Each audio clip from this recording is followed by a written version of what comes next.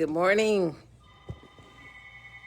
Good morning, Facebook family and friends. This is your girl. I have completed my walk for the day and actually just finished teaching a 2-hour class for some students in Nigeria. And today's lesson is about being a classic versus an old junker. Yesterday, I was talking to one of my nieces, and she said, Auntie, did you ever think that you would be this old and that you would be the way you are? And I thought about it for a second, and I said, as a matter of fact, I did. I remember in the mid-'80s, Essence used to come out with a magazine special each year, and it was on women at different ages in their life. They had a woman in her 20s, 30s, 40s, 50s, 60s, 70s, 80, 90, and 100. And they would be elegantly dressed, and I would look at these older women, and I said, that's how I want to be when I get 70. That's how I want to be when I get 80. And I would actually cut the pages out and keep them in a folder. And every now and then I would flip through the pages and I would envision. Well, what I did was, and this is what you're going to do, and what you're doing now, whether you take ownership of it or not, you are teaching your mind what you're going to look like, what you're going to move like, what you're going to think like when you get 70, 80, 90, and for however long you live. See, the biggest conversation we have is right here, between our two ears. So what I've learned is, like new cars, everyone marvels at a new car. Big price tag and smell has what they call the new car smell, like new babies, new cars, and everybody admires it. And then it gets 5 years old and people say, oh yeah, well that's a nice car. And it gets 10 years old, ooh, it's getting old. And the same thing happens with us. We're young and babies are cute, and then they become 10 and 20 and 30. And then we come into our prime as women in our 20s, 30s, and 40s. And then we get on the other side of just being cute and being new. And this is where character comes in. This is why you develop yourself all along through all the stages of life. Because if you stay here, as my mother used to say, oh, you're going to get older. If you stay here, you're going to get some gray hair. You're going to get some other things that come with the aging process that we associate with aging. Gray hair is one. Menopause is another. Yes, I said it. Menopause is another one. All of these things are going to occur.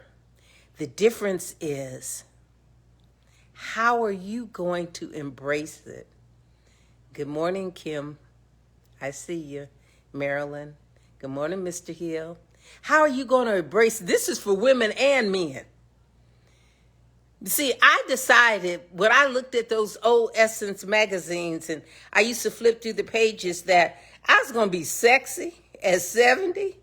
I was going to be fly at 80. Lord, I'm going to be a hot mess at 90. I ain't going to be nothing nice. I'm going to be too cute to boot. But see, that's a decision that I made. And my mother always said, stretch your body every day. And she had a spiritual practice of waking up doing two things. She would thank God and she would stretch her hands out and say, Father, Father, I stretch my hands to thee, for no other help I know. And the other thing she would do is, I didn't know it at the time, but she was doing yoga. She often slept on the floor because her back would hurt, but she would stretch her body out, stretch her arms and limbs out, and she encouraged us, and we did the same thing because it was kind of like a family ritual. And our children grew up doing the same thing. And what I began to do 30 years ago was to inform myself how I wanted to be today. Let me tell you something. If you are in your 40s and 50s, you are teaching yourself how you're going to be when you get 70 and 80. So when I meet young ladies that say, Miss Judy Ann, I want to be like you, I always say one thing: start now. Start loving yourself. Don't get so old that you stop doing your hair, wearing lipstick, wearing makeup, stop being fly. Keep doing all of that, honey. The only difference between me at 70, and I'm 66 days from 70, the only difference between me now and me 30 years ago is I can flirt with young men and they don't take it serious. And that's good because I flirt with babies also. They're not taking it serious. So inform your body how you want to mature. Practice standing up with your shoulders back, stretching. This morning, like I said, we went for a walk. I came back and I taught this class, and now I'm going about the rest of my day, and I'm moving in grace. I'm not going to be that car that just turned 10 years old and says, oh yeah, well, it's okay for a 10-year-old car, or the 20-year-old car, or even the one that's classic, that's 25, at least 25 years old. Baby, if you're going to be anything, be real classic. Be one of those cars that when people see a 1938 or 1942 car rolling down the street, everyone says, oh, look at that. Look at the paint job on that. Look at how classy that is. That's how you get to age. You get to choose how you're going to age. You can age slow, old, grouchy, with no teeth and an ugly hairdo, or you can age gracefully. And I just saw one of the aging gracefully ladies on here, and that's Miss Helena Diane. And for my brother, I call him my bougie baby, Professor Bougie. Now for the fellas, same thing applies. If you're going to wear a beard, wear it with grace. As you mature, stand up straight in your posture. Keep being mobile and flexible in your body. Keep loving yourself, because everyone is attractive until they decide that that's not who they want to be. Now, I love you. And good morning, Eddie Watkins Jr. I listened to you last night, and I'm going to tip you today. This is my friend, one of the best vocalists and bass guitarists, and one of the original Motown players, Eddie Watkins Jr. He celebrated 25 years of sobriety yesterday, and I'm giving him a hand today. He is what I call a man that is maturing gracefully. Recently, in the last couple of years, he's lost 70 or 80 pounds. He has cleaned up his diet. He looks fabulous. You can do this. I can do it. I decided at 70, baby, my joints don't want to carry all of this extra me. So I get out and walk. And sometimes your grace will just kind of ease upon you. When my husband had a stroke in April, part of his rehab was for him to walk to the corner. And I never liked to walk because I was always asthmatic. But I would walk with him, and pretty soon we were walking 2 blocks and 3 blocks and 4 blocks. And now we're walking a couple of miles a day. And I feel really good. I look forward to that time alone with my husband. I look forward to that spiritual practice of praying and giving thanks as I walk. Thanks that I can see the mountains. Thanks that my husband is still here. Thanks that my body still feels good. And it don't look too bad either. I give thanks for the people in my life. I pray for our leadership. I pray for you. I don't care who we are or where we are. You can believe what you want to believe, but we're all in this together. See, this pandemic, oh baby, that there? We spoke of scripture says the sun shines on the just and unjust with the same degree of brightness. This pandemic is isolating us with the same degree of fervor. It's killing the rich and the poor, the black and the white, the young and the old.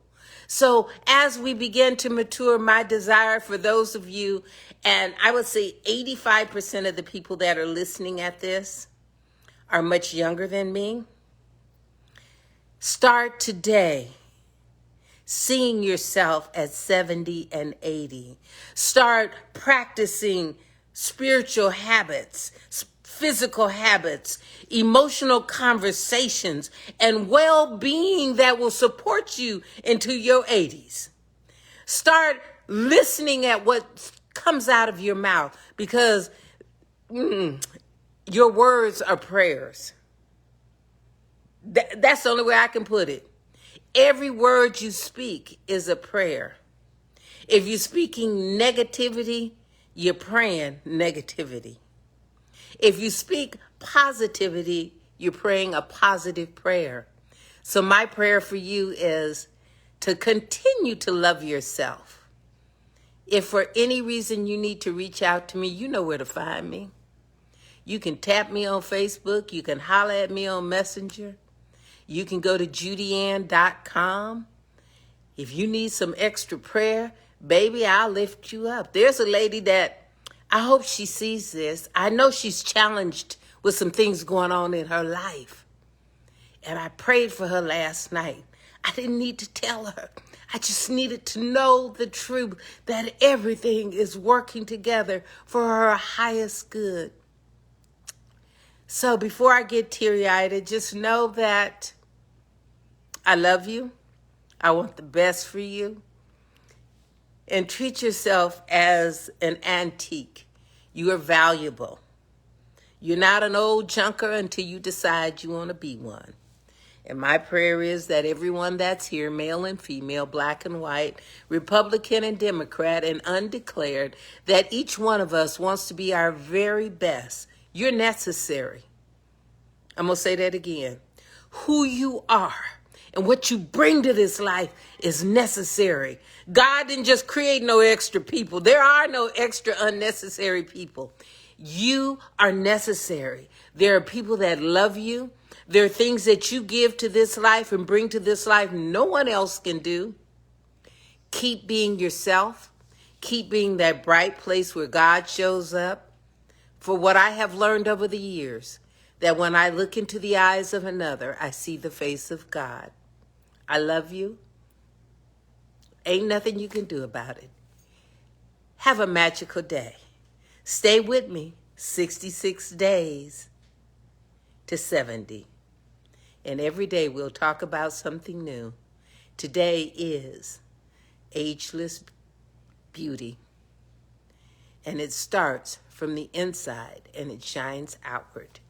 Take care and have a magical day.